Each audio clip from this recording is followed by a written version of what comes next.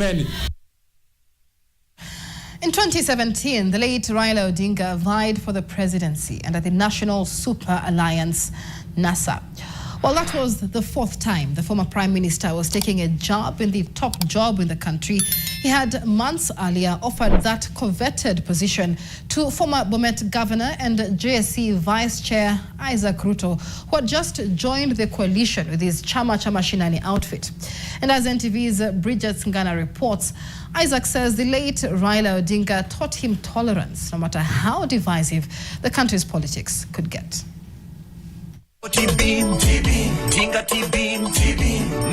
When Isaac Ruto joined the National Super Alliance in 2017 as its fifth principal, he completed the second batch of the Pentagon, a formation synonymous with the late Raila Odinga's political outfits for presidential elections.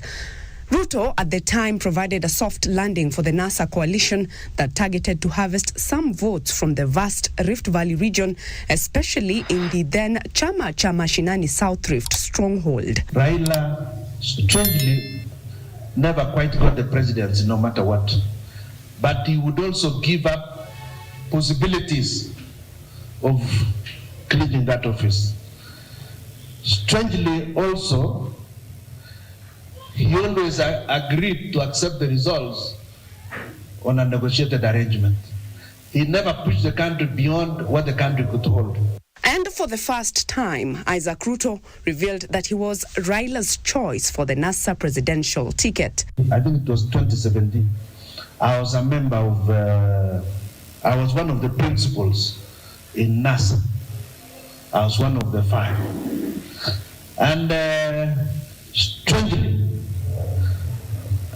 on the last Friday before we went to Uhuru Park, Raila Odinga and Kalonzo Musyoka, because they were disagreeing, the 4 of them were disagreeing on who would be the presidential candidate to be announced in Uhuru Park the next day. They could not agree, the 4 of them. So Raila Odinga and Kalonzo Musyoka said, we are going to give Kenyans a surprise tomorrow, and that they were going to announce that I am the compromised presidential candidate in 2017. But it was too big of a responsibility to bear, and so the CCM party leader forced the differing NASA principals of Moses Wetangula, Kalonzo Musyoka, and Musalia Mudavadi to settle on Raila. I tried to protest, but they told me, relax, kesho tukutane Uhuru Park. So we left. I could not even tell my wife that I am now the presidential candidate here. Yeah, NASA. Let alone pass, because I did not persuade myself. In the morning, I called them and told them, okay, let's meet before we go to Uhuru Park. And I told them, gentlemen, let us make sure, let's just all agree that Raila is the best candidate. If we don't do that, if you go to Uhuru Park and say it is Isaac Ruto, nitashika microphone na kusema hapana, I'm handing it over to Raila Odinga. For the defiant Ruto, Raila taught him to build bridges with his rivals, as there are no permanent political enemies. He was selfless. He even asked me to run instead of himself. Yet I had never declared I wanted to be president. In the next elections with Uhuru Kenyatta, he agreed to work with him. Again, he has agreed to work with William, something that is unique to himself.